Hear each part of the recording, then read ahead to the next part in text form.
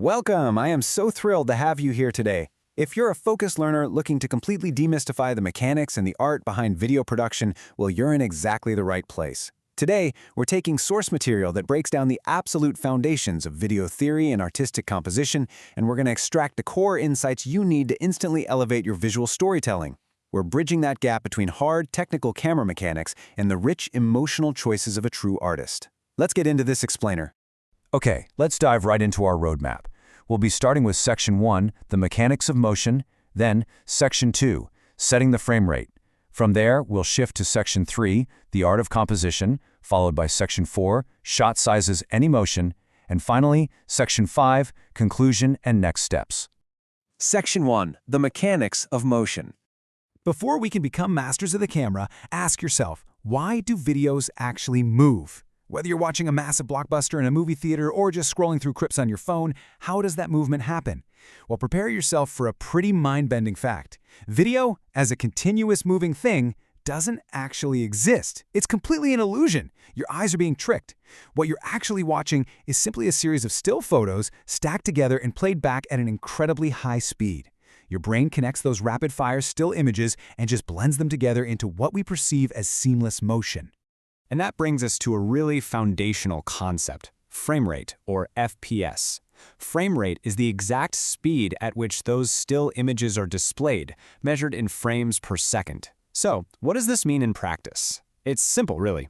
If you're shooting a video at 24 FPS, it means your camera is mechanically capturing 24 distinct, separate still photos every single second. It's absolutely fascinating when you realize the mechanical reality behind the magic on screen. Moving right along to Section 2, setting the frame rate. Now that we understand the underlying mechanical trick, as a creator, you get to control this illusion. You have to make a choice about how many frames you want to capture every second, and let me tell you, those choices drastically change the feel of your project. Let's contrast two extreme ends of the frame rate spectrum based on our source material. On one hand, we have 24 FPS. This is the timeless, classic standard of the cinema world.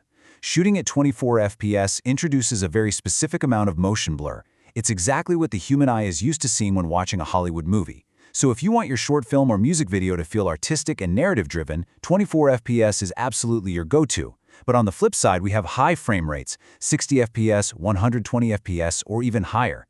If you're shooting fast-paced action, car racing, or sports, you need this higher frame rate. Why? Because the camera is capturing incredible detail in every tiny fraction of a second. This is the secret sauce that allows you to take that footage into an editing program and create buttery smooth slow motion without any stuttering or jagged edges. Now, sitting right smack in the middle of those two extremes, we have 30 FPS. This is the smooth standard for modern online content. Think TV news, vlogs, YouTube, TikTok. It provides a realistic, fluid look that's super easy on the eyes and is completely optimized for modern computer monitors. But you know, there is some fascinating broadcast history behind these numbers. Historically, television systems were divided geographically. In regions like Thailand and Europe, the palace system ruled the roost, utilizing 25 or 50 FPS. Meanwhile, over in America and Japan, the NTSC system used 30 or 60 FPS.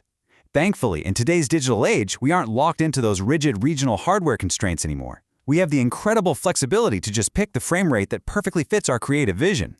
Section 3, the art of composition. All right, so we've nailed down the physics and the camera settings. This is where we transition from the hard science of motion into pure creative choice. Composition is all about how we arrange our subjects within those moving frames to make the footage look professional and beautiful. One of the easiest yet most powerful techniques our sources highlight is the rule of thirds. By dividing the frame into 9 equal squares, it's like a giant puzzle, you create 4 intersecting points. The amateur instinct always place the subject dead center, but the rule of thirds tells us to avoid the center. Instead, try placing your subject's eyes, or whatever you really want the audience to focus on, directly on one of those 4 intersecting points or along those lines. Doing this instantly adds depth, creates really interesting negative space, and gives your video a highly polished professional dimension.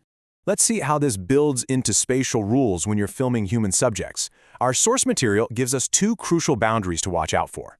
First up is headroom. This is the space between the top of your subject's head and the upper edge of the frame. You gotta find that Goldilocks zone. Don't crop it so tight that the viewer feels claustrophobic, but don't leave so much empty sky that your subject feels like they're sinking to the bottom of the screen. The second rule is looking room. If your character is facing and looking toward the right side of the screen, you literally must leave empty breathing space on that right side. It gives their eyes somewhere to look into. If you push them up against the edge they're looking at, it creates this weird visual wall and feels very uncomfortable for the audience. Another fantastic composition technique is leading lines. This is where you use the natural architecture of your environment to guide the viewer's eye. Think of long roads, railway tracks, or maybe the railings of a balcony. These elements act as invisible arrows built right into the environment, pointing aggressively right at your main subject. It's a highly effective way to tell the viewer exactly where they should be focusing their attention. Section 4. Shot sizes and emotion. Now, I don't want you to think of shot sizes as just technical measurements of how far the camera is from the subject. According to the source material, shot sizes are actually a rich visual vocabulary used to transmit emotion and make your audience feel something specific. We start at the widest extreme with the extreme wide shot, or EWS. This shows a vast landscape where any human characters look absolutely tiny.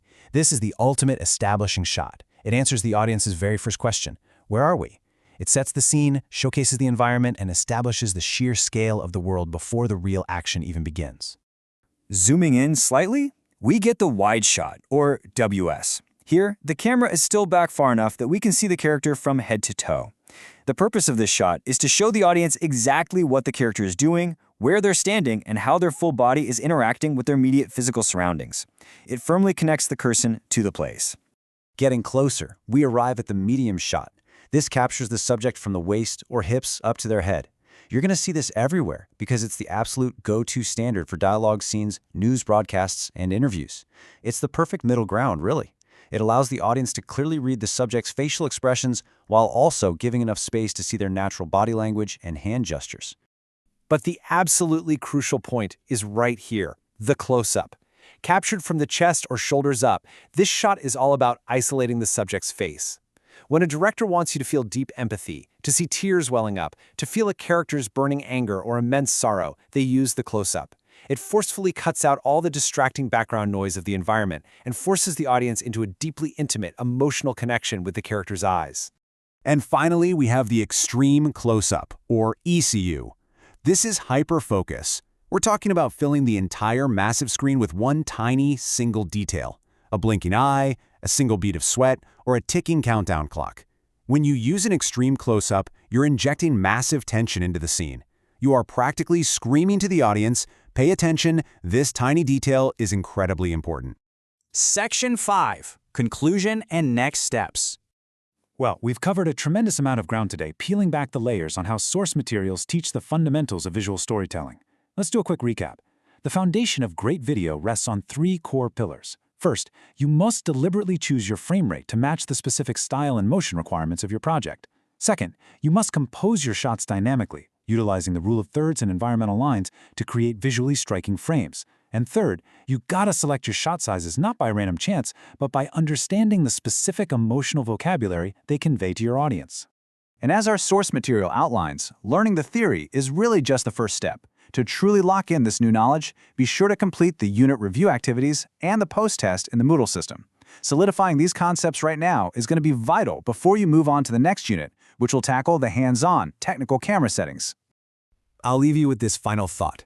You now possess the exact same theoretical tools and visual vocabulary that professional filmmakers use to manipulate time, guide the eye, and evoke powerful emotions. So the question is, how will you use this new visual language to elevate your very next project? Think about it. Thanks for joining me for this explainer today.